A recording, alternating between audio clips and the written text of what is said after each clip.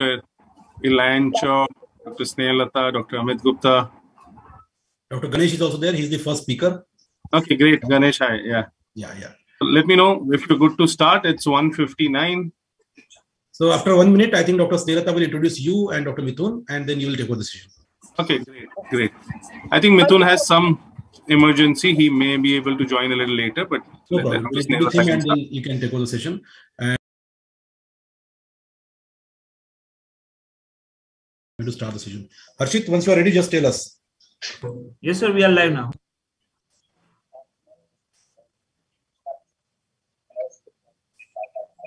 Good afternoon, everyone.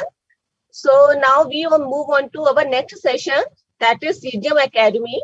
And for this session, we have a chairperson, Dr. Manoj Chawla, sir, from Mumbai. And sir is the director and consultant diabetologist at Lina Diabetes Care Center and organizing Secretary Diabetes India 2022. And sir, having technology task force member RSSDI. So I welcome you all. Welcome, Dr. Manoj, sir. And sir, over to you. Right. Thank you, Dr. Snehallata. And as Mithun joined in, okay.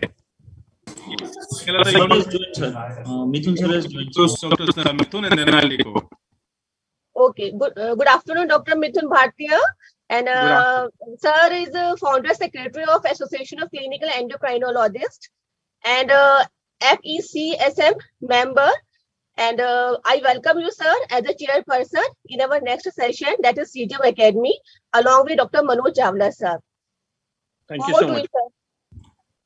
Thank you. Can we have yes.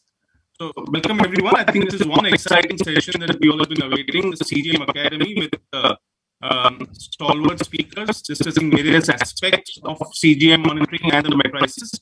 Our first speaker who's going to be speaking on CGM in adolescents and the challenges that we have in CGM in adolescent population is Dr. Janesh Javlekar, who's a pediatric endocrinologist from Max Super Specialty Hospital. He has a number of index publications. He's on the editorial board of Global Pediatric Endocrinology and Diabetes. And I guess he's the right person to speak to us about challenges in teens and adolescents with monitoring. Over to you, Dr. Ganesh. Good afternoon, everyone, and thank you, team, for having me here. I'm sharing my screen. I hope my audio is clearly audible. Yes, it's clear. It's Ganesh, yeah.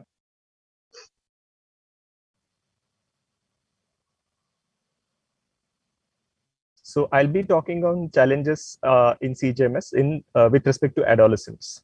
I'll start with a case scenario, which was actually as fresh as last week itself. And this was a 17-year-old girl who came to my OPD, and she has type 1 diabetes since 3.5 years of age. So it's been almost more than a decade of diabetes. And she's been using insulin pump for the past 3 years. She's fairly aware and motivated patient, but has a recent HbA1c of 9.8%. Her last consultation, largely thanks to the COVID pandemic, was nearly a year ago, and she has not done any HbA1c this past 1 year. When you want the SMPG log, invariably the answer would be that it is not available or it has they forgot it somewhere. So there was no SMPG log. And on inquiring, she is testing only 1 or 2 times in 1 or 2 days. So when we discussed the logical using Flash Libre or another CGM, her immediate answer was CGM I will not do. I will do blood sugar test maybe 6-7 times, but I will not do CGM. And when I asked her why you're doing this, so she says that she does not want to use CGM because her friends point it out, and she becomes conscious of her diabetes. So she was not okay with even doing a professional CGM for 2. It's somewhere stuck in her. We know that there are more than 200,000 children and adolescents living with type 1 diabetes in India. And worldwide, if you see any database, adolescents have the worst control amongst younger children or adults or all age groups. Adolescents have the worst control. This has even been reported as seen in the graph in the type 1 diabetes exchange registry, where you can see that the peak levels are seen typically in the age group of 10 to 20 of HbA1c.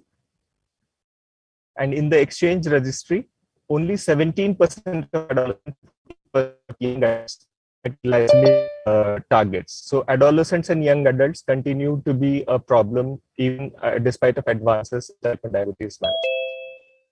There are several factors which contribute to glycemic control, which include biological factors such as insulin resistance, which is induced by growth hormone and sex steroids. Also, a lot of emotional, cognitive changes, increasing reliance on peers, changes in family dynamics, and seeking independence in diabetes management and making mistakes in the while taking over control of diabetes management. Also, risk taking. The decision making is not solely based on what parents dictate or parents say. It is a combined decision making between parents and adolescents. And that often leads to conflicts between two of them. Also, the health is not necessarily a number one priority at this age. Being similar to their peers or doing the same kind of activities or eating the same kind of food is more on their priority list rather than exactly the diabetes numbers. In the last couple of decades, we have seen that CGMS is an extremely valuable addition to diabetes management. And for those who are relatively new or fellows, CGM is basically frequent measurement of interstitial glucose, which the device measures every 1 to 5 minutes.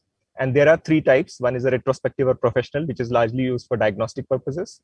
One is a real time, where you are seeing the blood sugar data in real time along with alarms, is used for diabetes management. And the third one, which is the most popular nowadays, is the intermittently scanned CGM, which with addition of some other devices can also serve as a real-time CGM. So this is the Flash Libre that we are talking about. So it shows reading only when you scan the reader in front of the sensor. So as I discussed, that the CGM devices have evolved from bulky, being less accurate, needing more frequent calibration, to now very tiny or concise, not needing calibration, or in terms of accuracy, they have improved a lot. And now they are even talking to the insulin pump delivery, and we have the hybrid closed loop now even available in India. CGM has been shown to be beneficial in several studies in terms of reduction of severe hypoglycemia, improvement in time in range, improvement of HbA1c, and reduction of glycemic variability. However, majority of these benefits have been reported in adults and some of them in younger children. And there are benefits, these are the benefits which are reported with real-time CGM and with consistent users. That is more than at least 5 to 6 weeks, 5 to 6 days per week of CGM users leads to benefit in terms of the glycemic outcomes. Exact benefits of intermittently doing CGM or professional CGMs are less well documented, I would say. The data on CGM users, this is the paper as late as 2019. And even here, you can see that the adolescents and young adults contribute to the least use of technology in terms as compared to adults and as compared to younger children. So this is again data from the Type 1 Diabetes Exchange. And these two white and black blocks are represent the data between 2010-12 and 2016-18. You can see that across all the age groups, the technology use has increased a lot. However, adolescents and young adults, the technology usage is still 20 or 22%, as against nearly half of younger children and about 37-38% of adults using the technology. Technology shown to be beneficial in adolescents and young adults. Now, this is one of the landmark CGM study published in 2008. This is the JDRF CGM trial, where about 322 children and adults with type 1 diabetes were randomized to being monitored with real-time CGM and comparison group of SMBG. And you can see that in adults, there was a clear difference in the control group and the CGM group in terms of their HbA1c across all the weeks. However, in adolescents, this group, adolescents and young adults, this difference was not seen. So this trial did not document the benefit of difference of HbA1c with respect to in adolescents and young adults. One of the main reasons that was discussed in this study was that with time across the period of the study, there was decreased reduction in the usage of CGM. So whereas the adults continued to use the CGM device at a desired level with over the 26 weeks of the study period, there was a decline in adolescents and young adults in CGM users. So a lot of them just gave up the device.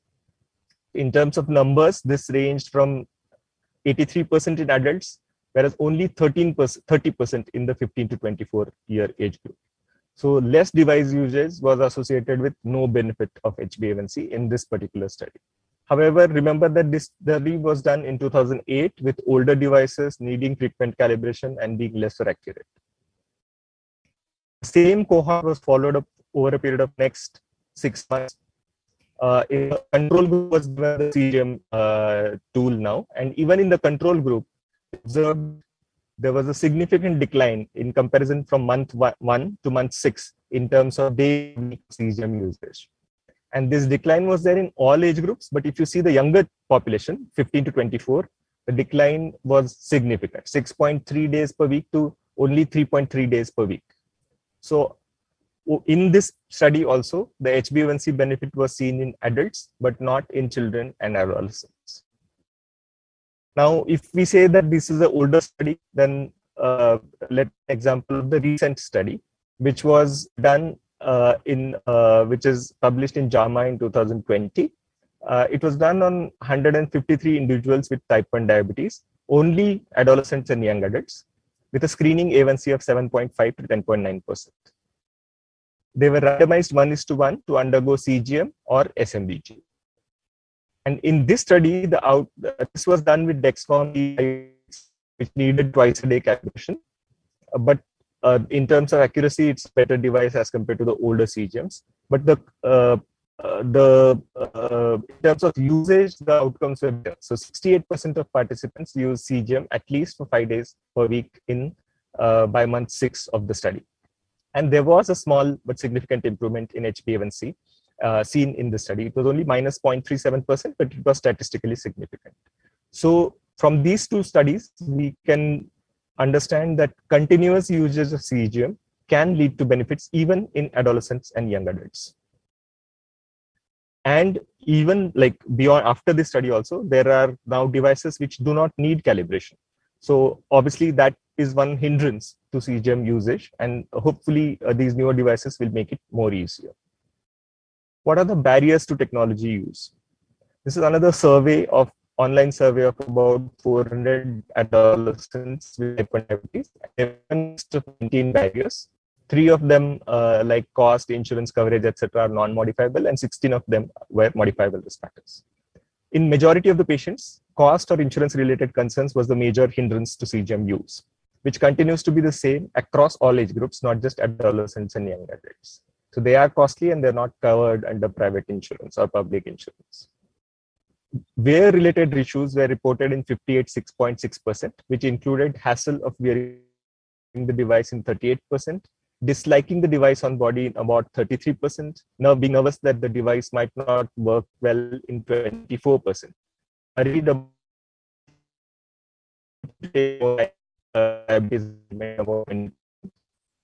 and not liking it because people ask questions, like the girl I presented in the first slide, questioning about the device.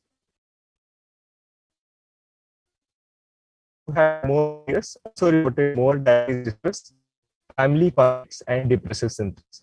So family background or the related can influence, hoping up influence the CGM usage in these adolescents. Many of them are concerned about CGM will show. They do not really want to see what is going on. So this is a girl who has extremely low sugars, then extremely high sugars after breakfast. Also, this is another boy where the sugars are all over, where they did not to kind of let it be revealed to parents and the doctor. There are also a significant amount of skin problems, which can be one of the barriers in CGM usage. In addition to it being seen, sometimes it can cause either infections or eczema, either a localized eczema or a generalized eczema. It has been reported in one of the pediatric studies in nearly about half of the cases having some sort of a skin problem. And that can be one of a real cosmetic barrier with respect to CGM usage in adolescents. what are the potential solutions? Obviously, working on the cost, availability, insurance coverage, reduction of GST, etc., can increase the reach of these CGM devices. That is independent of adolescents also. In general, most of these children are anyway struggling with revealing their diabetes diagnosis in the school, or even taking insulin shots, or over diabetes management itself is a problem in the school. And therefore, working on that paradigm may also kind of help in CGM usage in adolescents. In general, health awareness of adolescents, counseling to them about normal changes, the behavioral changes that happen, and how to cope up with these changes can also be helpful. We should be non-judgmental in terms of interpreting. The interpretation should not kind of lead to comments like, this is pathetic or something like that. So that can kind of put a mental block to subsequent CGM usage in these populations. And also improvement in devices in terms of accuracy, need for calibration, smaller devices using alternative insertion sites which are not really visible, for example, thighs or something like that, can also be a useful solution. Also, it goes without saying that just like other aspects of diabetes management, peer support groups are also helpful. So normalizing it, flashing pictures from the Blue Circle Foundation. This is Nupur and her friends flashing proudly their sensors. So this can help a lot of other children or a lot of other adolescents who are wary of having the device being used. So I would like to conclude by saying that most adolescents worldwide do not meet glycemic targets. And there is poor uptake of technology amongst adolescents and young adults. With time, there have been improvements in devices, accuracy, and need for calibration, and that has led to slight increase in the CGM usage. But especially in Indian context, benefits of CGM, particularly intermittent usage or retrospective CGM or more economical options, need to be documented in more studies. We all should make efforts to encourage use of CGM because it's been an extremely valuable tool in the diabetes care across all the age group, particularly so in adolescents. Thank you for your patient hearing. Thank you, Dr. Ganesh. And would request you to stay back as Mithun and me would take questions at the end of the entire session. So please request you to stay back. Can we have the CV of the next speaker, please?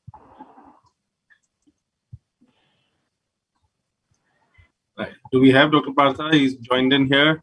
Yes, I think so. So Partha is a consultant in diabetes and endocrinology at Portsmouth Hospital, NHS. He's been the clinical director of diabetes till 2015 and has multiple national awards. He is somebody who champions the cause of use of technology in type 1 diabetes, and of course also has been doing a lot in terms of preventing any kind of racial or any kind of disparity in terms of technology and other healthcare use, especially in people with diabetes, and has been widely recognized for his efforts across the UK and globally now. A close friend, somebody who's been working in this field and is going to be talking to us today from his home in Kolkata about how to choose the device or what is the right device to be chosen for monitoring in diabetes. So over to you, Dr. Partha. Thank you very much. I hope you guys can hear me because the internet connection and etc. is not the best, but I hope you guys can at least hear me, or is it still not clear? No, you are heard and seen, a little sleepy though, but heard and seen well. Fine. Okay, at least the internet is working.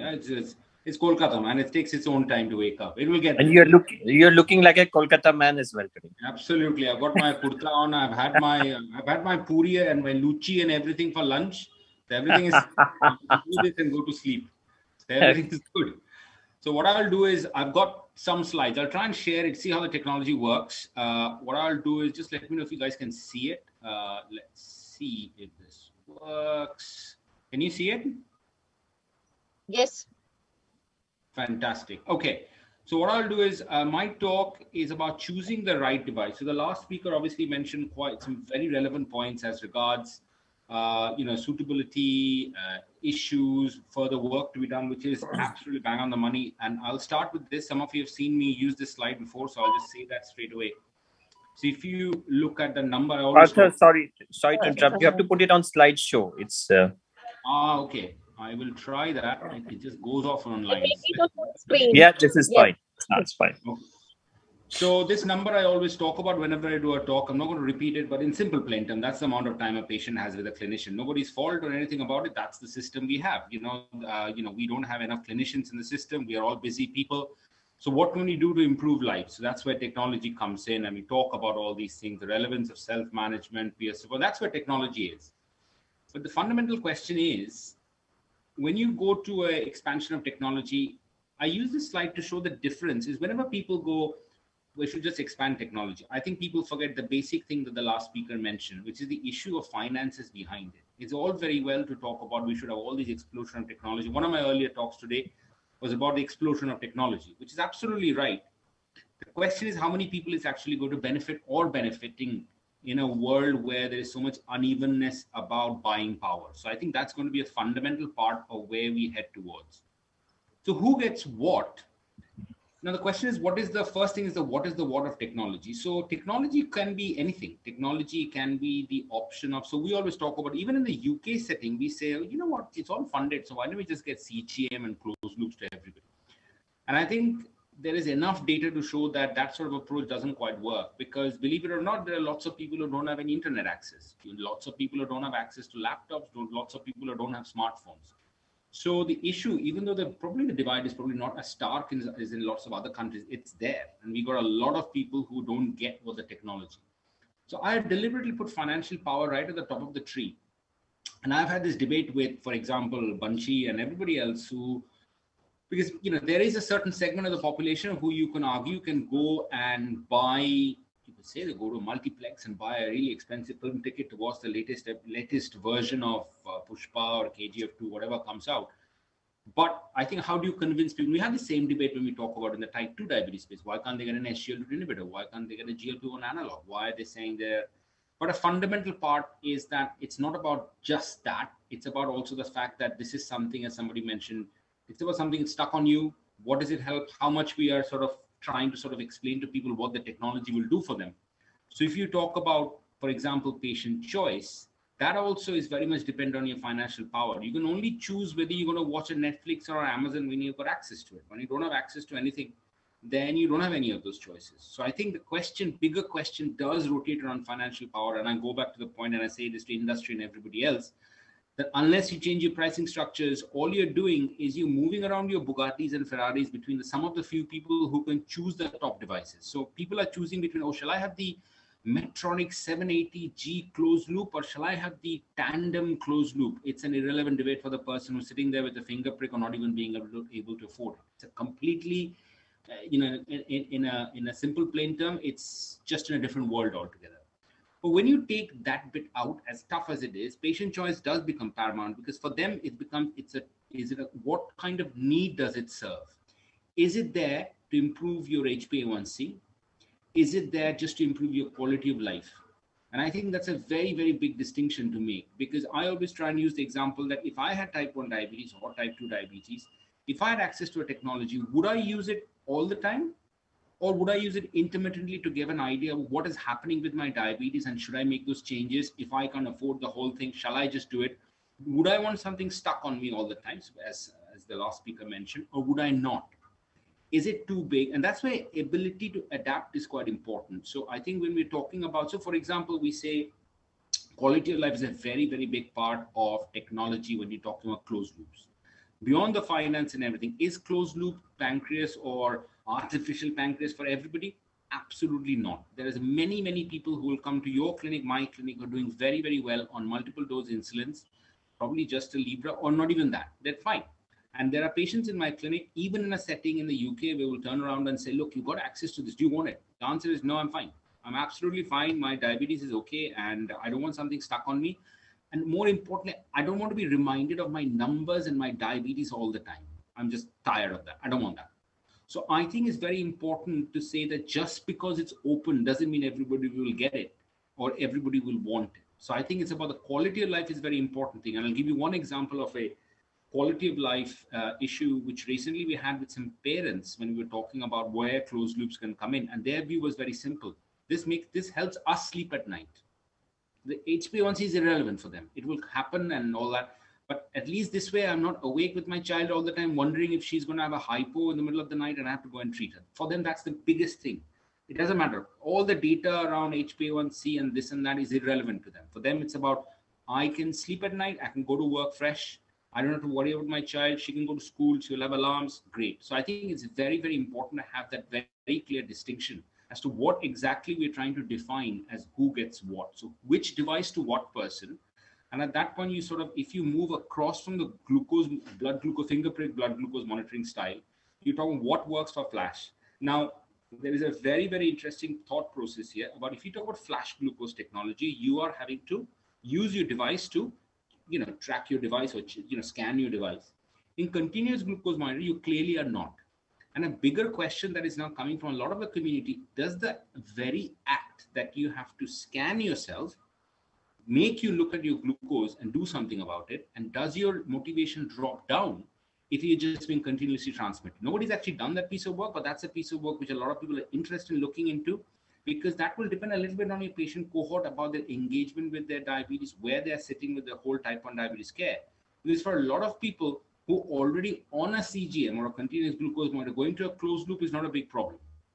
But for a lot of people who are not on anything, going to a flash glucose monitor is a big step, because it's the visualization.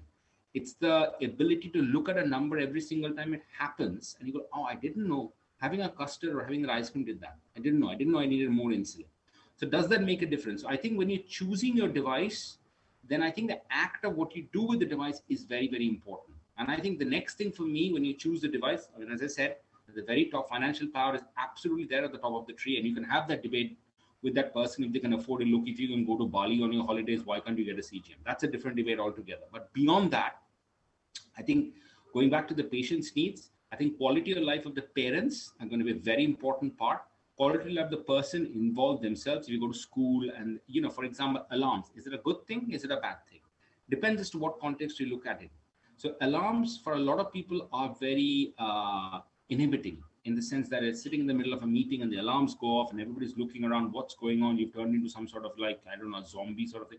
So a lot of people find that disconcerting. So I think those conversations need to happen rather than saying, here is some technology, off you go, your type 1 diabetes is sorted. And I think that's where the education comes in. When I say education, it's not about, the structured education, it's about, oh, this is your number. It is about telling them what impact that particular device will have. This is what flash glucose does. This is what you will have to do. These are the pluses, but you also will have these other things with it that you have to sort of scan yourself all the time. Do you want to do it or not? And if you don't do it, will you be actually looking at your numbers or not? So I think these are all very, very important points to make a difference when you pick the product that will help that person. People always say, where is the role of insulin pumps on its own? And I think over the course of time, you'll see with the sensors coming and connecting to the pumps, you'll see pumps on their own dropping off. So I think the first step for me in a type 1 diabetes journey always is, when somebody is diagnosed, do you want to do, finances allowing, finger prick testing, or do you want to do non-invasive testing? Now, if you want to do non-invasive testing, do you want to do that whereby you have to scan yourself, or do you not? And I think that's what the distinction needs to have. Then the next question is alarms or no alarms, pluses and minuses of alarms, no alarms. Then it's about quality of life. Once you see where they are with that modality and they can maintain that and doing well, etc., or not doing well, that's when the upgrade to the pump or the continuous loops comes into play. And that discussion is another step forward, because that needs much more, dedication towards it. And goes back to the point we have in the UK, mathematics, ability to numbers, etc., is quite important. There's a lot of people in the UK who are not educated. Believe it or not, there are many, many places where the average age, learning age, is the level of year 7. That's it. And sorry, age 7. That's their learning across the population. That's the mathematics level.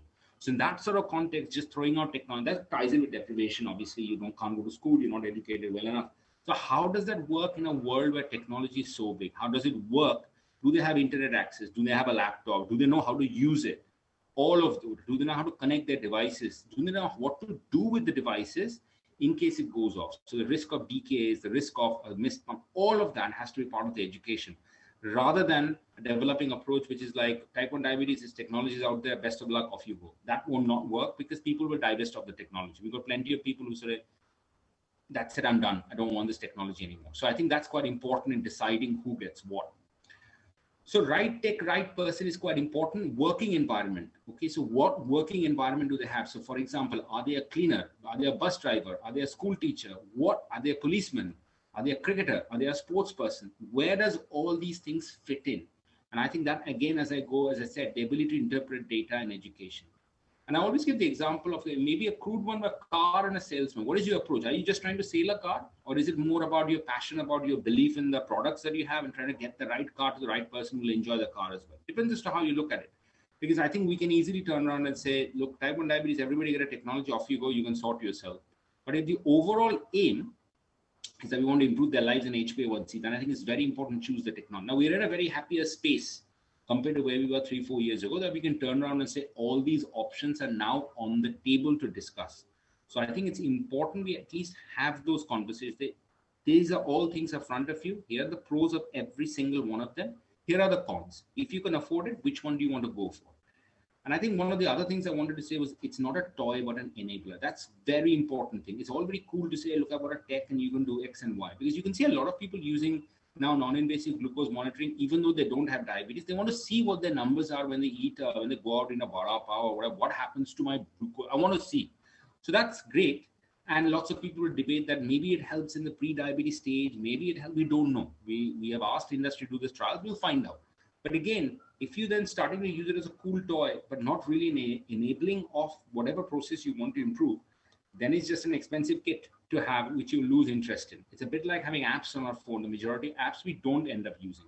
So I think that's where the definition of which product to which person is going to be quite important. And it's not incredibly different from a lot of the conversations we have. And this is what I encourage people to think, is when we have these conversations in the world of type 2 diabetes, now the world has moved on. We're not talking about, sulfonylurea after metformin and then insulin, but that's it.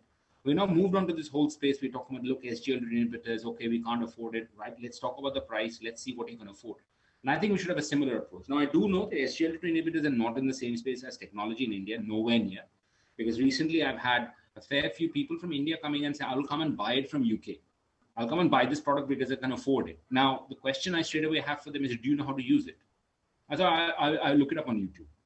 So I think the question then becomes, and this is what I alluded to in the last meeting, and it's fantastic that these sort of conferences are happening, because this should now become part and parcel of our own CPD. Because if we don't know enough about it, going back to the salesman analogy, we can't sell anything.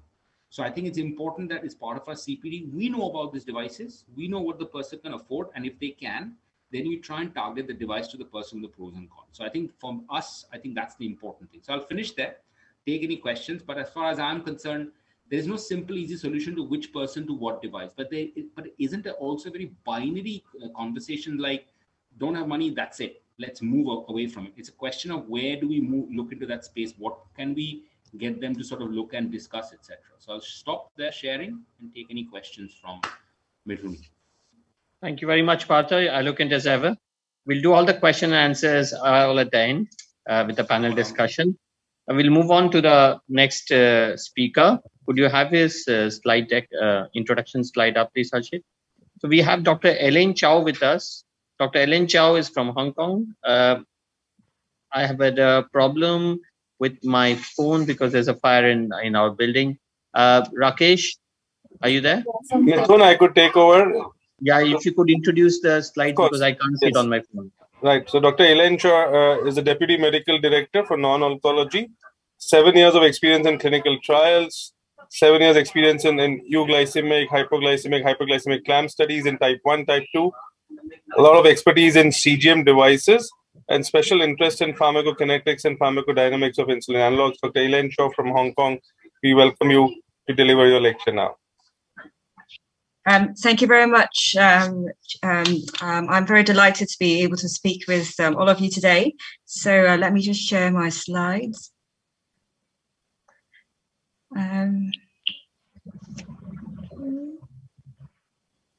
Okay, all ready and good to go. Okay, so I think thank you very much. And I would like to spend the next maybe 15, 20 minutes or so. This is a more practical guide on how to analyze CGM data in routine clinical practice. So just these are my disclosures. So basically, I think, as more and more people are using CGM, a huge amount of time might be spent in how to, interpret the CGM data in clinic. And like many of you, I believe you probably work in very, very busy outpatient settings. And my task, which I hope I can share with you, is how we can analyze CGM data within 10 minutes and be able to, effectively communicate the CGM report with the person with diabetes and how to effectively formulate your management plan on based on CGM data.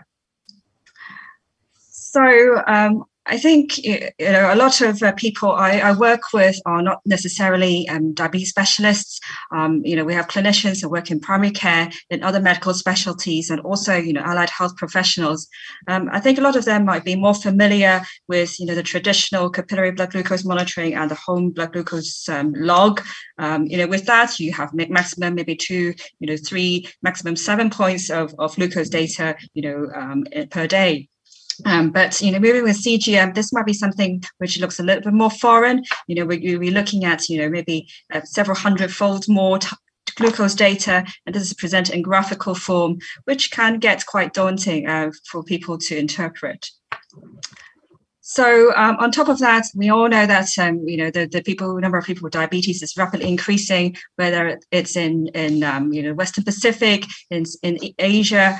However, the number of healthcare professionals or the time we manage to spend with our patients are not really increasing, and we've only maybe about 6 hours to out of maybe several thousand hours per year that the patient can interact with the healthcare professional. So in this very, very limited time frame, we really want to maximize our efficiency of interaction. So what I would like to do is, my take on how I analyze CGM data in routine clinical practice. I'm sure many of you have probably your own method. So these are just a few of my own personal tips on how I tend to approach it. I'll just run through in these several basic steps. So I think first of all, number one is you need to generate your CGM report. The second thing I tend to look at is now in your standardized report, looking at the summary statistics and the time and ranges. Then followed by the graphical ambulatory glucose profile, which summarizes your glucose trends. Then I do tend to look at the individual day profiles, and I will spend a bit more time talking about it because I think it's quite useful to help people troubleshoot their certain sort of behaviors. And then finally, how you put all this information together to formulate your management plan, not only with respect to your insulin regimen, but also maybe to address certain behaviors. And the important part of this is that I tend to talk through the report together as we look through it with the person with diabetes. So the first of all thing we need to do is probably pre-generate your CGM report before your clinic visit. So I emphasize pre because, the last thing you want to do is sit in your clinic and faffing around in the logins, faffing around logging to different platforms. So you ideally want the CGM report to be there sitting with you before the patient comes in. I'm sure a lot of you probably will have linked healthcare professional portals with these various CGM systems. So, and here, for example, what I do intend to do in clinic is I do generate the report and on a tablet device, which I then take along to my clinical consultation.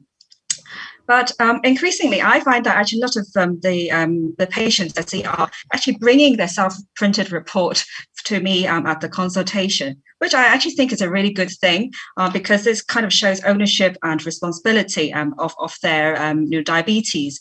And they're actually very willing to sort of share the results to be discussed at clinic. What I find quite difficult is, people who tend to look at the CGM reports just on the mobile device or the reader.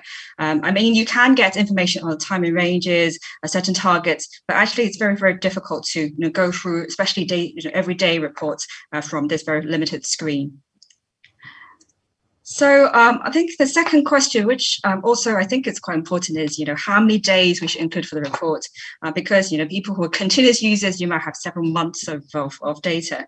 So I think for the summary metrics for generating the CGM and the AGP, based on the international consensus, and 14 days would be the standard for this.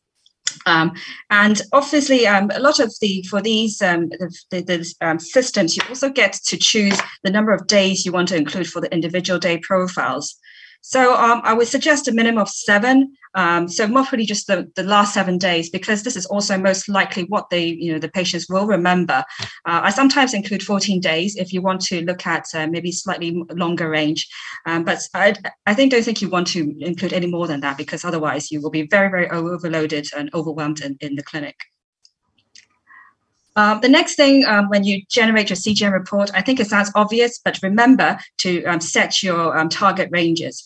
So and most of the CGM systems, you need to set the appropriate target range. So obviously for most people, adults with type 1, type 2 diabetes, your target range would be set between 3.9 to 10 millimoles.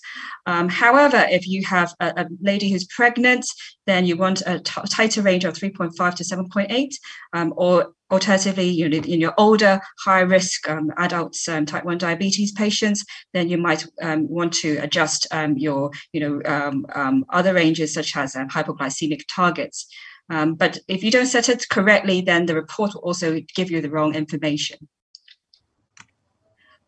So I presume many of you in the audience would be more or less familiar with the outlook layout of the AGP. So obviously that you have your summary glucose metrics, this stacked bar, which gives you a time and ranges, the ambulatory glucose profile, which is kind of a summary of the 14-day median of your 24-hour ranges, and then also individual profiles at the bottom. So in terms of the first thing I tend to look through would be the glucose statistics and the targets. So first, you want to check that, how many days they've been using it, whether you've, the portion of time the sensor is active. And then I tend to talk through with the patient about, what is your target, time and target. So here, for example, this person has got 90% time and range. I would say, well, fantastic. This is really, really good. And then highlight any issues, whether they've any excessive time that's low or excessive time which is in high. So here, there's also the recommended targets here for reference. The GMI, the glucose management indicator, which is kind of the proxy of an A1C. So this data is also listed on the AGP report. However, I tend to make a mental note of it rather than discuss this with the patient, because sometimes this is quite different from the A1C. And also the glucose variability, again, the percentage CB, again, gives the clinician an idea of the degree of variability of glucose control. Another thing which is quite useful to look at is the if you're using an intermittently scanned CGM, the number of scans per day. And also a lot of these systems now allow you to compare periods. So here, this is a 20-year-old student who's got type 1 diabetes. He's on a Medtronic 670G hyperclosed loop, and you could see, compare his glucose time and ranges between August and November readings, which is quite useful to tell the patient about how things have changed. So, the next part is the ambulatory glucose profile. So here, this is a graphical summary, which is kind of, summarizes the 24-hour glucose profile. The median line is summarized here as the 50% line here. And you get an idea of the kind of spread of the data.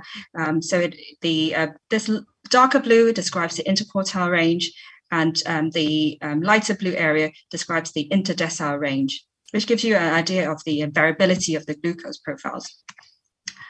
So the next thing I tend to do is, we'll look through this AGP. So obviously the things you want to spot immediately is the pattern of hypoglycemia, when they're going low. So for here, for example, the 6 a.m.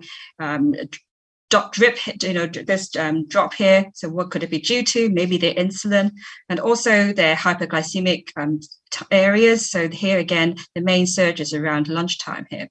So at this point in time, I usually ask my person with diabetes, what do you think about it? And they usually will offer you some insights, and they will probably tell you, just double check, what time are you actually giving insulin? What dose are you actually giving? And also ask about their lifestyle. So, whether they probably, whether they tend to have very heavy lunch, or, what issues they are having for their early morning hypos. Another thing that you could tend to look at is the AGP. The width of these bands would tell you about the day-to-day variability. So ideally is, someone with very tight dark blue and a light blue band would suggest you have a very low variability profile.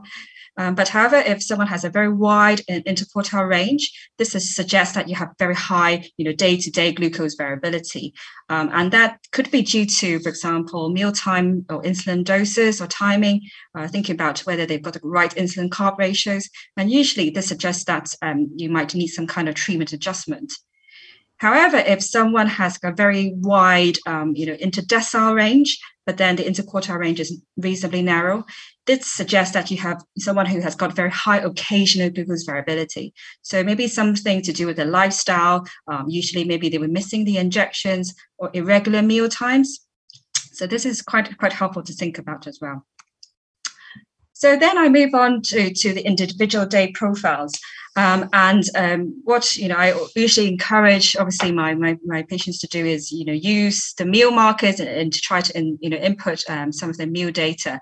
Not everybody does that, but when you do that, I think it's quite useful because it gives you an idea of how this correlates with their glucose profiles. But also you can generate this meal snapshots, and you can probably it's easier to identify which is the problematic meal. Also, with the individual profiles, you can look at the insulin dose. So, for example, this was a 24-year-old lady. She was a type 1 diabetes on multiple daily injections. She had very, very brittle control. She was in the first trimester of pregnancy. We were trying to optimize her in a very short period of time. So here, having that knowledge of the detailed bolusing data in relation to her glucose was quite important, so that we can probably fine titrate her insulin, more readily. The other thing I tend to find useful in the individual profiles is that you can sort of check on their bolusing behaviors. So, for example, here, if you look at this patient, you could see that, you checked her glucose at this time, 10.8, but then she dosed probably late after her meals, and that maybe possibly led to her having a hypo. And also looking at corrections. So here you could see, this was pretty high, 18.5. So she gave 3 and then an extra 7 units, and then possibly went a little bit overboard. So these small things are quite useful to pick up, and maybe you want to discuss this with the patient on what happened on those days. So here is another, for example, of a profile. This is a 34-year-old lady with type 2 diabetes. So she is on Humulin N, 30 units in the morning, 10 units in the evening. A1C is 6.9%. She claims to have quite frequent nocturnal waking, and so that's why we did a CGM on her. And if you look at it, it's, you could see, especially her overnight profiles are very variable. Yeah, so you could see nights where she's going extremely low, but then also nights there that she seems to go to bed with very, very high glucoses. So, so I think you will start to ask these questions. Are these days when she's omitting her evening basal insulin? Is she omitting this because she's worried about hypoglycemia? Or, or these days where she's going very high is because she's, compensating by overeating. So these are kind of things that you could check. And eventually we obviously we changed her from the Humulin N to a basal insulin analog, which solved all the problems. The other thing I also find useful, if people are using a real-time CGM, is looking at how they react to alarms. So this is a 67-year-old male patient on type 2 diabetes. He's on multiple daily injections and he's on dialysis.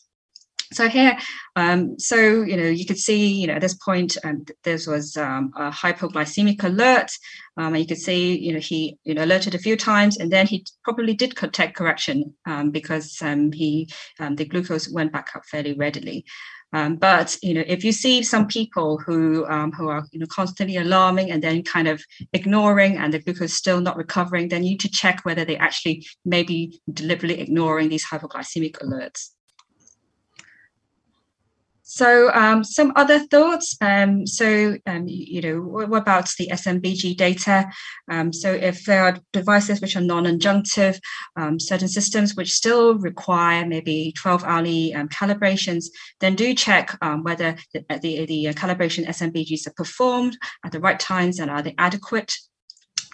Some people also do concomitant SMBGs, and generally, if you are at the extremes of glucose, you would generally encourage the patient just to have a double check to make sure the glucose is indeed low before they correct themselves. This also is useful data to help, to maybe address certain issues to do with accuracy. So finally, after all this information is put together, you want to formulate your management plan. So probably, even just after reviewing the ambulatory glucose profiles, you would probably have some idea of what kind of treatment adjustments you need to make. So increasing your insulin doses, maybe you need to change them to a total different insulin regime. The other thing you want to offer is obviously lifestyle advice. So if you identify the lunches, the segments where they have particular postprandial hypoglycemia, and this is clearly related to the diets, then you might want to particularly address that. And then finally, also address the behaviors. So some of the things that we picked up just now: missed doses, delayed doses, overcorrections, ignoring alerts. And also don't forget to ask the patient about any issues relating to CGM. So check the sensor sites, ask them, oh, where are you wearing it? Any issues with skin irritation. Also, sometimes people do bring up the cost, and that also might limit why they're not using the CGM as regularly. And issues with, for example, alarm fatigue. And also, you might want to review the alert settings if someone's using a real-time CGM system. So I hope I have briefly summarized to you the essential elements of analyzing the CGM report or the ambulatory glucose profile, how to use CGM metrics, and how we can use the extra information from the individual day profiles to help you troubleshoot behaviors, and importantly, how we can run through the CGM report together with the person with diabetes and make a collaborative management plan. So thank you very much, and I will welcome any questions later on. Thank you, Elaine. That was a very nice talk that you've given. We'll do all the question answers at the end, if that's okay with you. I'll request you to kindly stay on. Yeah. I'll now invite our final speaker, Ashit. We have got Dr. Uni Krishnan. Dr. Uni Krishnan is very much well known in the whole of India. He leads the Chilaram Diabetes Institute. He's an endocrinologist of repute. And he was yesterday awarded a technology award as well for inspiring the next generation in diabetes technology. Dr. Uni, sir, is going to speak on time in range centered diabetes care. Over to you, sir. Thank you. Thank you, Dr. Bhartiya and Dr. Verma. It's a pleasure to be here again today to discuss time in range and the utility of time in range in clinical practice. Dr. Elaine has already given a very wonderful explanation of CGM metrics, and I will be discussing mainly a few cases. May I ask if my slides are visible and if I'm audible? Yes, sir. Yeah. So on that note, let me just present a little paper we published, a very small paper, which looked at TIR in diabetic retinopathy, among other factors. So we did a small case control study to see what are the risk factors in people with retinopathy compared to people without retinopathy. And what we found is that we had, of course, a very small sample size, 37 with retinopathy group 1 and 37 without retinopathy.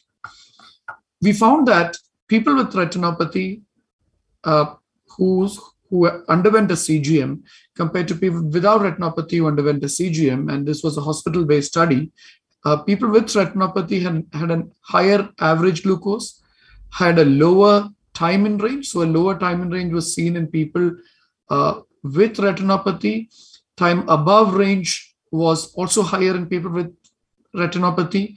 But none of these were really statistically significant because this was a pilot study we did to calculate the sample size for a larger study.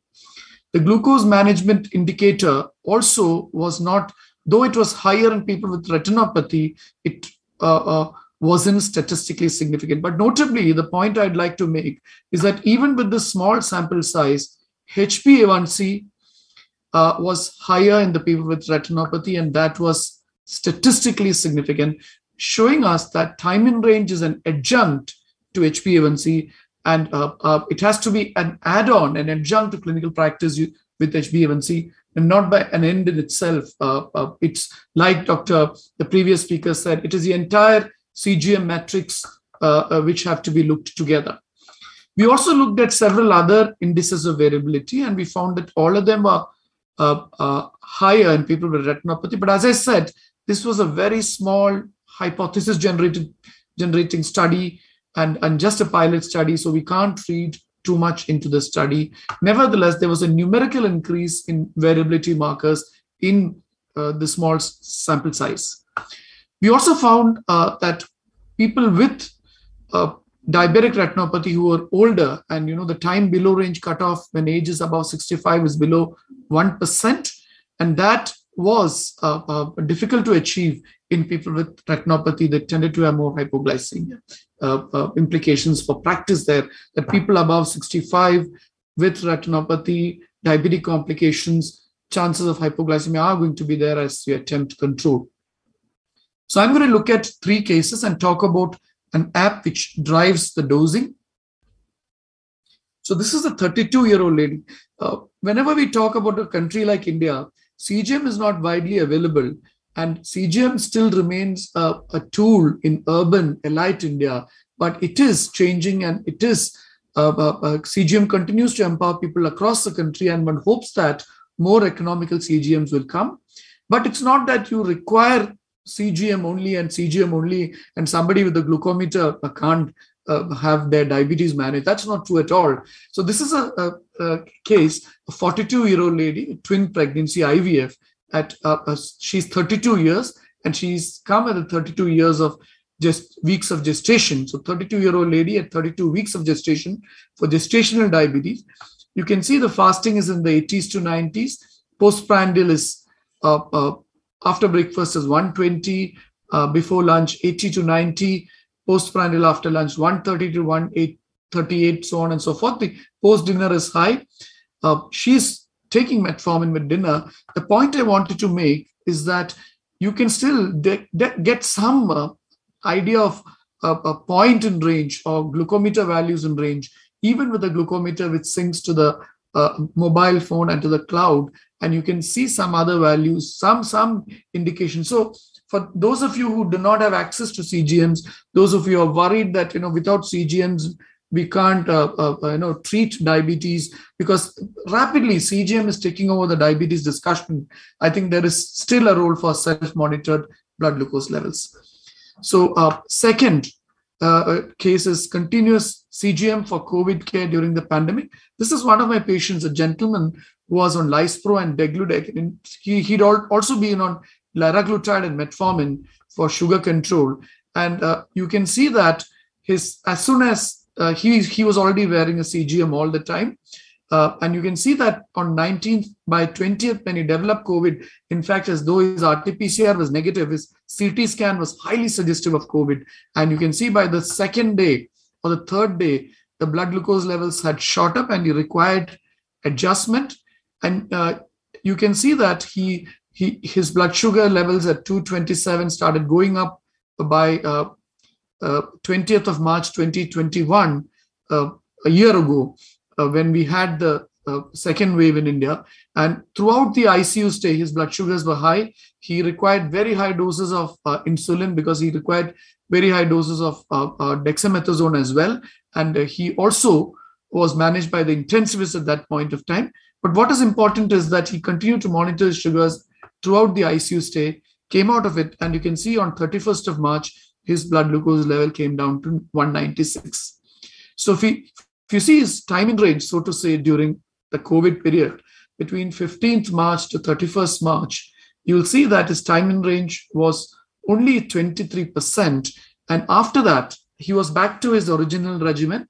And you can see that he was also back to his liraglutide and metformin. And by May, this is exactly a year back, 8th May 2021 to 21st May 2021, his median had come well within the range. And you can see the variability had also come down. We needed to adjust his basal very carefully initially as the steroids were tapered because of the lower limit, the high variability seen. Of course, this doesn't differentiate between the interdecile and interquartile ranges, this particular diagram. The time in target, which was 23%, has now come up to 80%. And this is just to highlight that time in range can be an important marker for the doctor and the healthcare provider with discussion with the patient, but the patient can also see their blood glucose levels frequently and check it. You can see he was checking almost, some days he was checking 10, 7, 13. Even during the ICU stay, he was checking, he was checking, or the staff were checking at least 10 to 12 times per day. But importantly, his decisions for insulin were based on glucometer reportedly in the ICU, because I'm not suggesting that CGM should be used in ICU for glucose control or in the wards. It is still the glucometer, but CGM could be an adjunct tool in detecting hypoglycemia in select cases. Like this gentleman was wearing it before and continued to wear it throughout the period. So this is a second case. I'm afraid these are all simple day-to-day cases which we see in our routine clinical practice. And this is my third case, which is post-COVID management of hyperglycemia. So this is a 62-year-old lady with type 2 diabetes. She was on medication since 2014 and was started on insulin in April, secondary to COVID admission. And after that, she was discharged on 16th April and came for care. And you can see that she was continuing to take regular insulin without a basal. So she didn't require a basal reportedly because she took 10 units of regular insulin in the morning, 10 in the afternoon, 10 in the evening when she presented to us. She also had ischemic heart disease and she had a PTCA done. Of course, what we did is that we stopped the regular insulin and we started her on basal insulin glargine, and glipizide and metformin were continued added on, which she had been before, and vildagliptin was also added. She was on statin, aspirin, etc. Now you can see that on 7th May, we had stopped her prandial insulin and we gave her only basal insulin. So this is from 7th May to 15th May, immediately after glargine was started. And what you can see is that her time in range was 71%. But like was mentioned earlier, beyond the time in range, you need to look at the fluctuation. And you can see the median here. The median is more or less in the normal range with some tendency to nocturnal hypoglycemia, reflected by the time below range of 23%.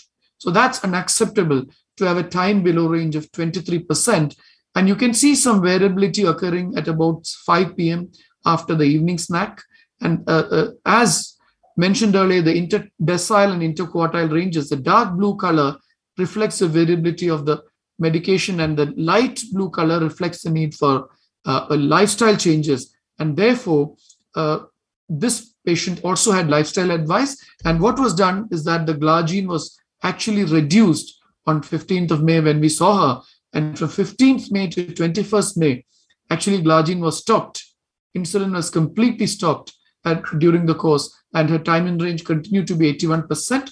And with oral drugs, she continued to do very well. But as you can see, there was still a lot of hypoglycemia, and we later on ended up even reducing the oral anti-diabetes drugs. Just to highlight that sometimes the hyperglycemia happens during an infection and hospitalization gets better, and that's reflected in the time in range. Again, I'm not suggesting that time in range be used in all these situations, but definitely when a patient is worried about hypoglycemia and decides to wear a sensor because of the worry about hypoglycemia while reducing the dose. And this patient was particularly worried about hyperglycemia because she had read that hyperglycemia in the post-COVID phase was linked to mucormycosis, and she didn't want hypoglycemia or hyperglycemia. Therefore, she was on the sensor and also complementing that with the time in range. So the point I'm trying to make is time in range is an adjunct to HbA1c. It's also an adjunct to the other metrics of CGM and is not necessarily to be used in isolation. So I've looked at precision diet monitoring during remote care using a simple glucometer. That was my first case. My second case was continuous glucose monitoring for COVID care during the pandemic. And the third case was post-COVID management of hyperglycemia, and showed how during the titration phase, and that could stand true for any situation where even steroids are prescribed and you are removing the steroids and you're worried about hypo and hyper, this could be a valuable tool. And next, let me just talk about apps that drive the dosing. So glucose control may be challenging to achieve because of delayed initiation of basal insulin. Sometimes basal insulin titration may be difficult. Sometimes it may be difficult to adhere to certain prescribed basal insulin treatments because of there could be lack of patient education. There could be limited resources for diabetes treatment. And therefore, the use of individualized technology and treatment regimens based on patient needs is increasingly considered as a feasible means to improve basal insulin titration. So there are many apps for basal insulin and other insulin titration, including dulaglutide app, which was there earlier. I don't know if it is still there. And of course, other apps. But I'm going to talk about the My Dose Coach app, which is a particular app where the patient downloads the app, gives the requisite permissions, and the doctor advises the insulin regimen. And according to that, you can see the patient might like to take, say, Glargine U300 at 10 p.m.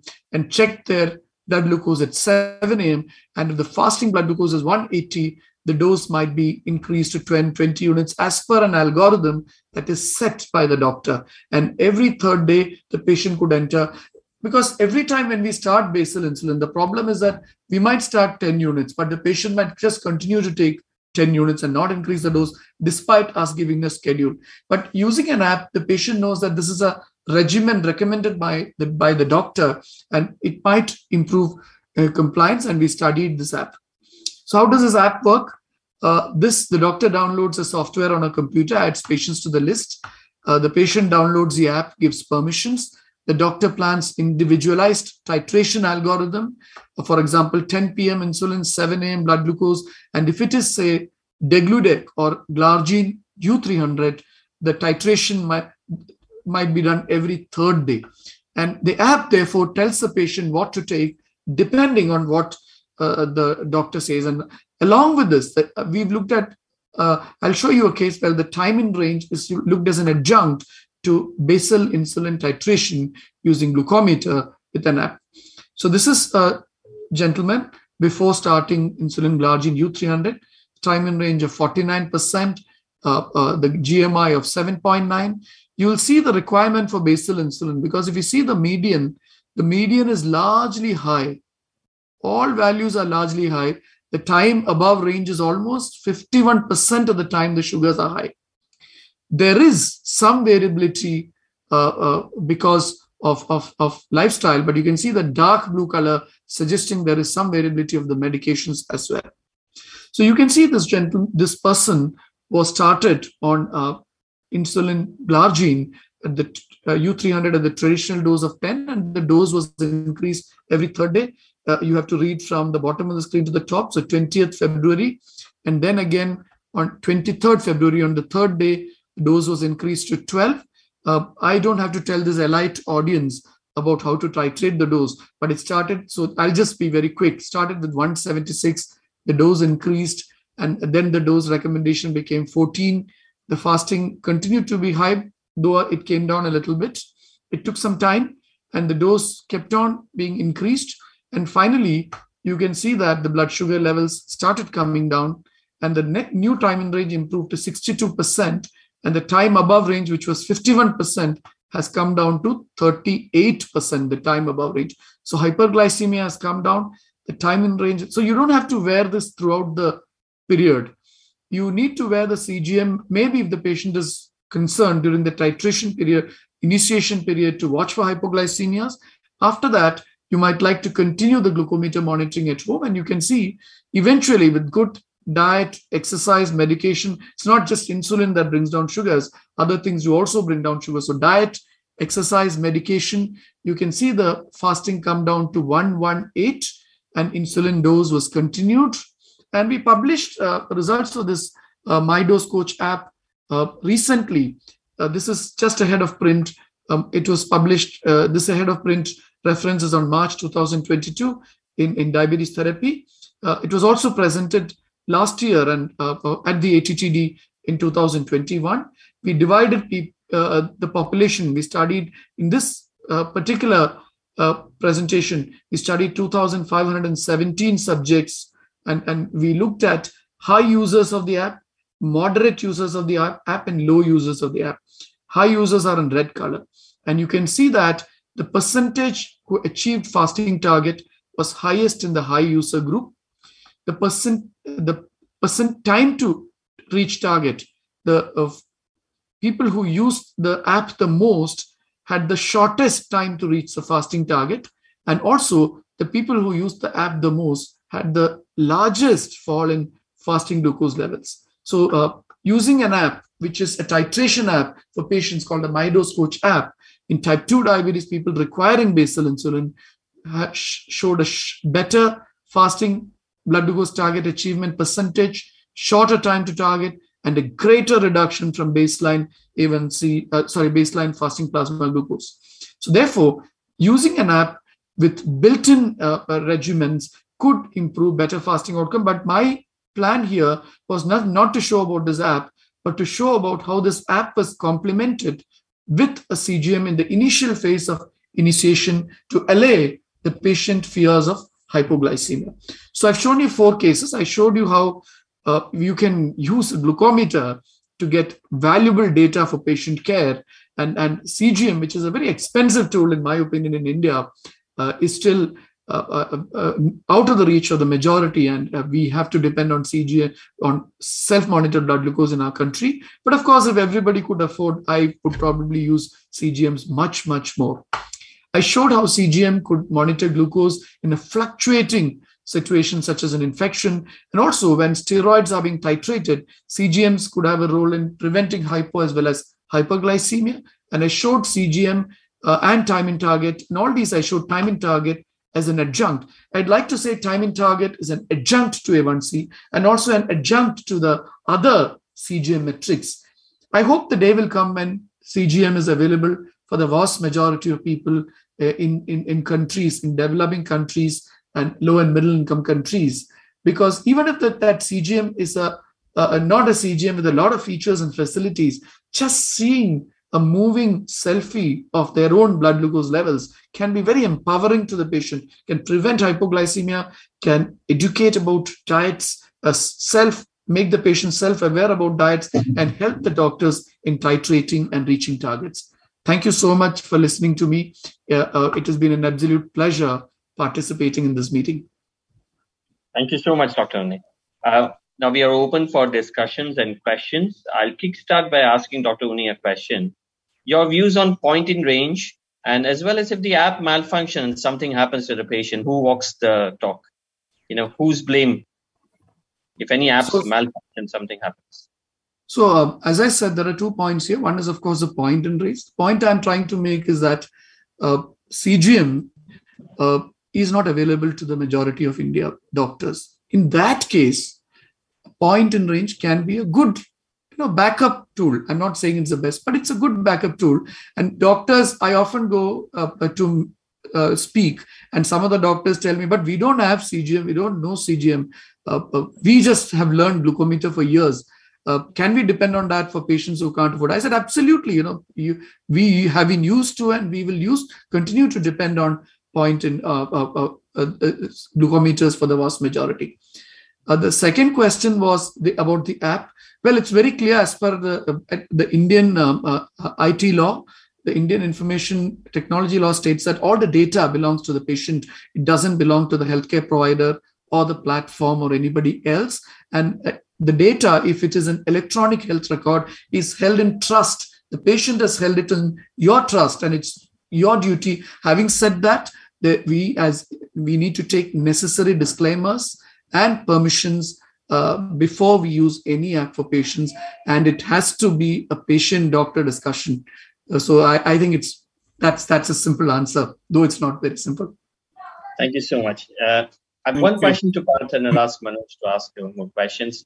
Partha, type 1, I know you're spearheading type 1 diabetes and CGMs. You've worked very hard to get it online and for the patients. Where are we in UK with NICE in terms of type 2 diabetic and getting CGMs complementary? So type 2, the doors have also opened for type 2. So if you look at the most recent NG28 from NICE, it says that if you're an MDI insulin, and with some other factors added in like risk of hypos, which to be honest is probably everybody on MDI, and other occupational health hazards, etc. The door's definitely being opened to flash or CGM, so which I think is the right thing. I think the big question will be in type 2 for me is where does it sit in the earlier phases? And I think, lots of people have made the point, and it doesn't have to be all the time. Even if you use it intermittently, I think it's got a big role. So we were having some conversation with the company because you need some trials, at least something to help us make the case. And hopefully they'll see the market there and do the necessary trial. But I think it's got, big potential in those spaces, I think. Thank you, Partha. So you guys have finished ahead of time, which gives us more time for discussion. We have actually 15 more minutes for discussion. So I would invite the questions coming in into the chat box and also from others joining in here. In the meanwhile, let me start by asking Dr. Ganesh if he's still around. Dr. Ganesh Javlikar, who took the first talk. Yes, Dr. Ganesh. So, you spoke about the challenges in adolescents and teens. My question to you is, we of course had more use of the professional CGM. We got the Libre Freestyle much later. The Medtronic CGMs do have more poorer acceptance, both in terms of cost and the duration that it is used for. What is the trend that you see now in type 1s in India? Is it changing more to freestyle, and is it still intermittent use with SMBG, or what is it that they're doing best to stay afloat? Yeah, so I think the trend is clearly towards freestyle Libre because Medtronic does have shorter duration and also the need for calibration, which often people don't do.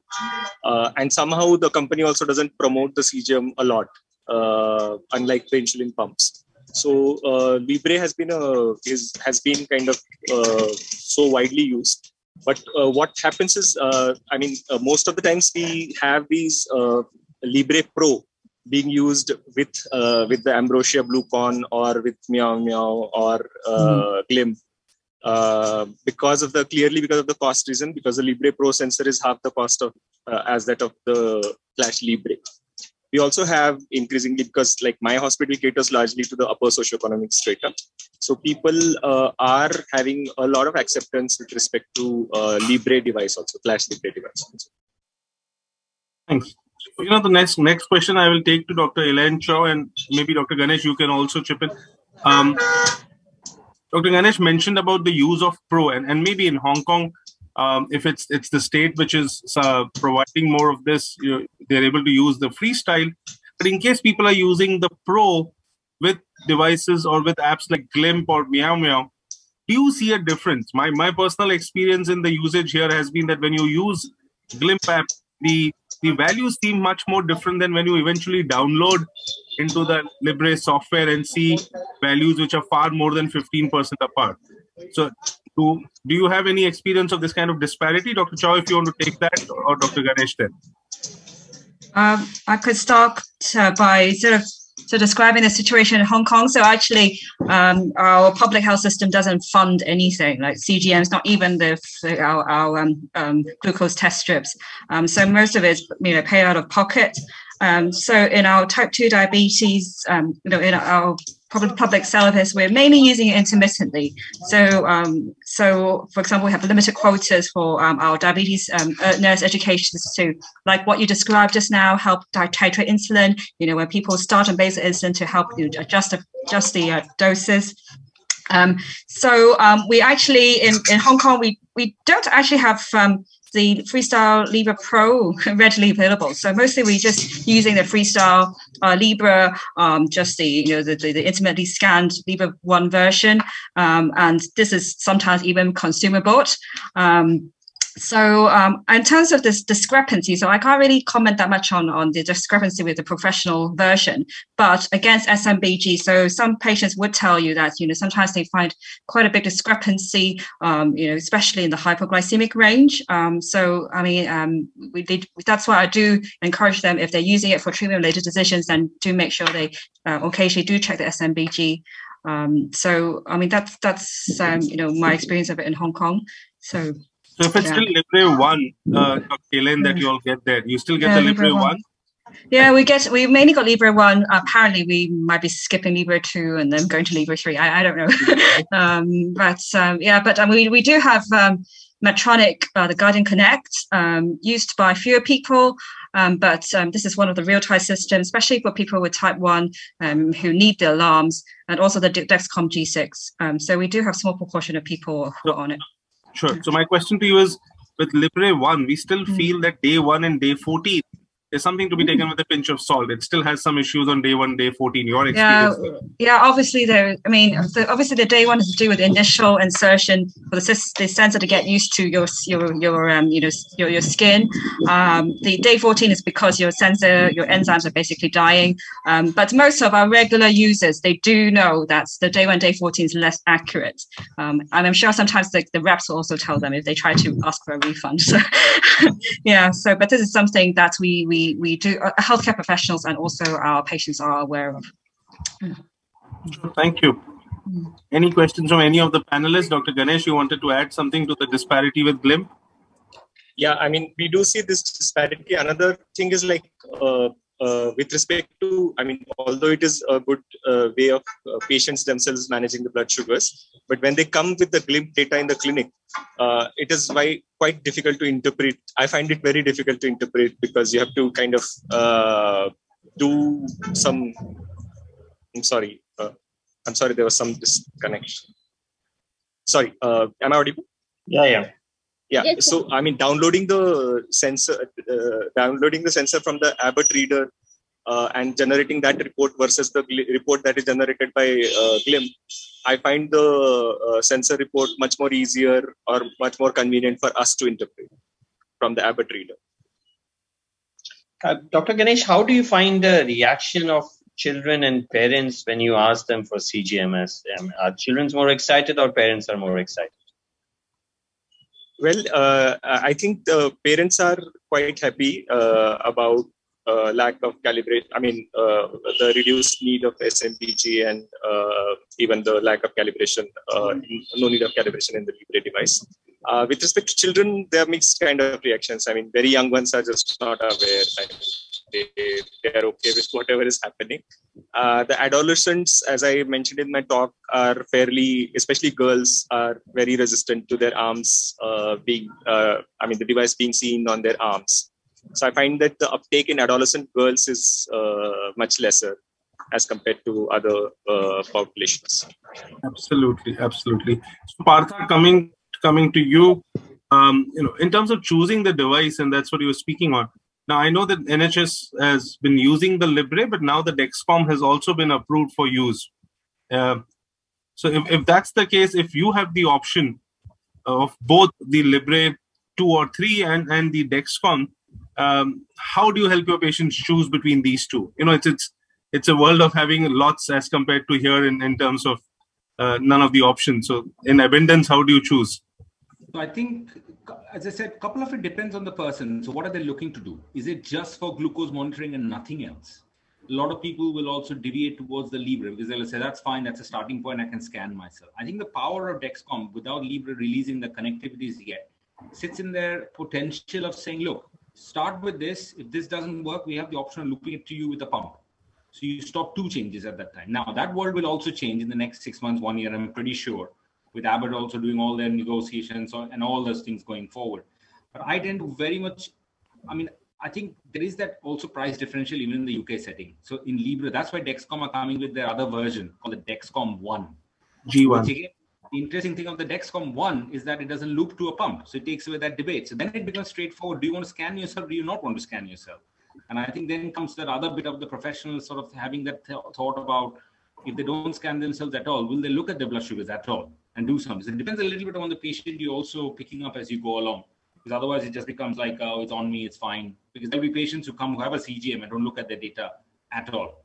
And that doesn't help anybody either. So that probably will be a defining feature. Thanks, Partha. So G1, they're going to be getting G1 to India as well by the end of the year or early next year. So we look forward to that. Yeah, Amit, sorry. Sir, I wanted to ask one question from this panel, since we are talking about CGMs.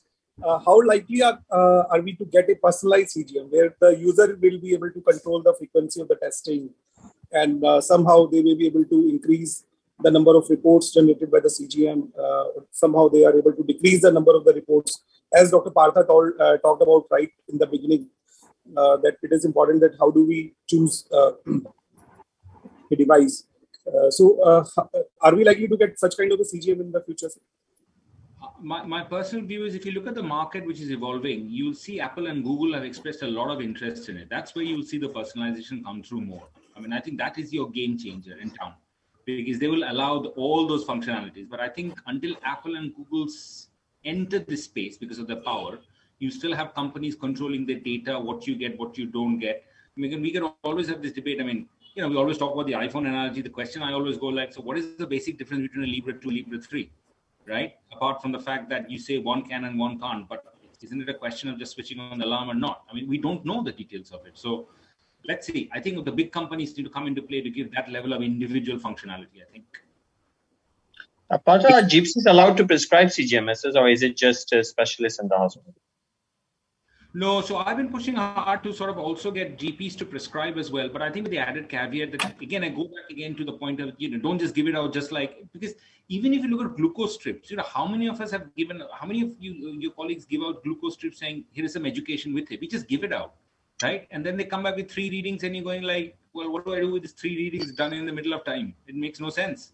And I think that's the thing that we're trying to say, look, you guys can prescribe it. Here's some education with it. Here is what you need to give. Here is what you need to know. Here is what you can see. So I think we're trying to roll it out, but it needs a lot of push and pressure as we're going along. So, okay, thanks, Partha. If you have the time, yes, a question to Dr. Unni. Unni, we do see some failures, more with Pro and less with the Freestyle. And this is not just dislodgement or, somebody's removed it, but just that it's not working after that initial time. What's your experience with that, and how do you handle that situation? So I've seen this handling, and within the first 5 days of it happens, I think the company returns it. And after the 5 days, usually the company may or may not return it. I've had more failures with Medtronic's Guardian device, because I feel I've had patients, I don't know if it's because of our climate and the sweating, but I've had people complain that, it's falling off and it's not working as well. But Libre also, I found the equally number of failures. And my view is that sometimes it might be because of some unknown or unseen injury that the patient may have had, or some sort of dislodgement which the patient may not have recognized. Also seen some reactions to sensors, and that's also very occasionally seen. And those some of them react to both the type of sensors, maybe because of the additives. And then, some people use, there are anecdotal reports of use of the spray, the steroid spray, fluticasone spray and other sprays, then hypoallergenic patches with just a small cut made for the sensor to be placed. So all these things have been tried, but largely I must say, these are the exceptions rather than the general. Generally, people have been using it well, and the experience of all the sensors have been very good in India. It's only the cost. I hope the day will come, like Dr. Bhartiya said, if there is, even if there's checking every 30 minutes or so, even then if an economical CGM comes for the masses in India, that will be a very good day for us to look forward to, for people who need it and can benefit from it. Thanks, Sunni. I think probably one final question to Dr. Elaine. Dr. Elaine, in your metrics and analysis of the data, you did say about one of the aspects being number of scans done in a day. So you do get that, right? I do. How does it affect the report? I mean, is it more number of scans? Does it do anything better for the report? How does it? I mean, not in terms of generating CGM metrics, but it gives you an idea of how much the person is engaging with scanning and checking their blood glucose and how. So I mean, I think there's been numerous studies which have been done that the frequency of scans correlates with how much A1C improvement you get. So I mean, I think maybe on average, I think the mean number for someone's probably about 8. If someone's who's scanning the minimum 3 times a day, usually I'm deeply worried.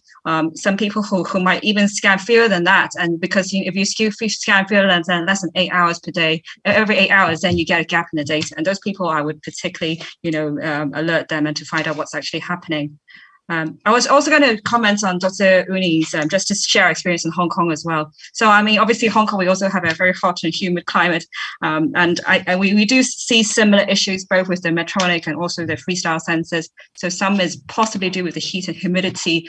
We tried various things. Maybe we have probably found different specially ordered plasters, which are hypoallergenic, which work slightly better on population.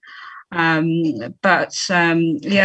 just want to comment that we have similar problems. Manoj, can I ask a question? Yeah, sure. Yes, of course. Dr. Partha, you have for the last 3 years the American Diabetes Association recommending the classical AGP report, and in India we have only the Medtronic CGM Guardian Connect providing us with the classical AGP report with the percentage time in range, above range, below range, and so on. And Libre and Libre Pro, we have only the usual report, not the AGP report coming up. So in the United Kingdom, do you have all those CGMs providing you with the classical report, or only 1 or 2 of them? Yes, we do. So we have this company who we work with. It's called Diascend. It's a small Scandinavian company linked with Gluco. So we have got those readers in every specialist hospitals right now. I think, I was talking to I think Manoj was, I think one of the big things that's happening now is how India is showing itself about coming forward in the technology space. I think a lot of it has to do with awareness, and industry need to understand where India sits. Rather than constant narrative that India is a very poor country and thereby what is the point of getting all these technology thing to it. I think it's very important that in these sort of conference and in international conferences, you guys are there to say, yes, we have a device just like all of you have. And those of you went to the socio-economic deprivation session in ATTD, you saw Germany, France, US, UK, everybody talking about the same thing. They have got people who can afford, they have got people who can't afford. So it's not different. While the narrative has been, so going back to your question, I think we need to get that thing across to everybody that India has got a lot of people who can afford this. You need to get things at a range at a price which is right for the market. And thereby it will also bring more companies with all the AGP data and the CGM data that you need. So I would definitely, if you want to reach out to Gluco to have those conversations, because they're a growing company. They will also like the fact of connecting. Gluco connects with every single CGM. Now, and the final bit I will say is that because Gluco is growing, do you guess who Medtronic doesn't share their data with? Gluco. So, there's all these things, narrative developing, which is fine. And I think it's important that that happens more and more. One last question. One last question, Partha.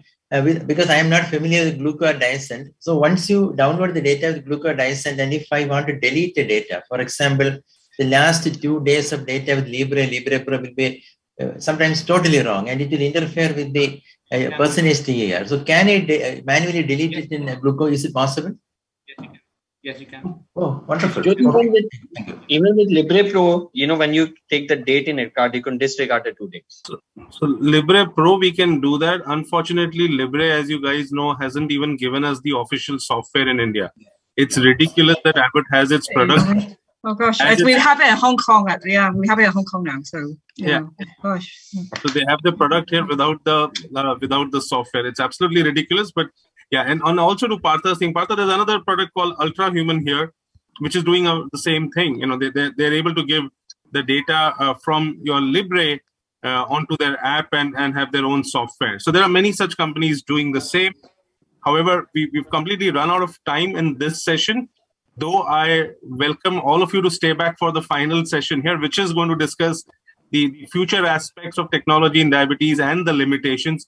But all the speakers here done a wonderful job. Dr. Ganesh, Dr. Uni Krishnan, Dr. Elaine Chow, Dr. Parthakar. Thank you so much for that conversation on CGM Academy. Mithun, your final words to end this session before we move to the next one. I think this is the start of a CGMS Academy, and we shall take things forward. And it has been a lovely session. Lovely meeting everybody. And thank Jyoti for your input at the end. Thank you.